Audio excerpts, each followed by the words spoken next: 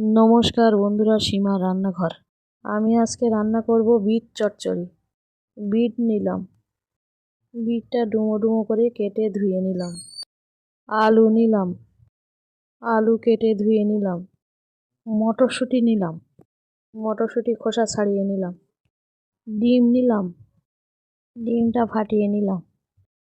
কড়া বসালাম, সর্ষের তেল দিলাম, শুকনো লঙ্কা কেটে দিলাম, জিরে ফোড়ন দিলাম, কেটে রাখা বিটটা দিয়ে দিলাম, নাড়াচাড়া করে নিলাম।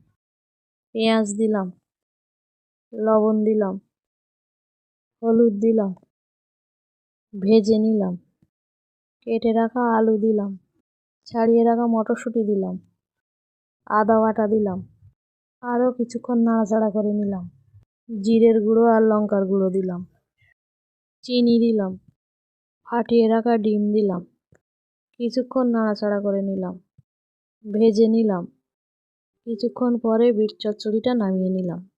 বিট চচ্চড়িটা ভালো লাগলে লাইক, সাবস্ক্রাইব, কমেন্ট, শেয়ার করুন। ফ্যান্টাস্টিক।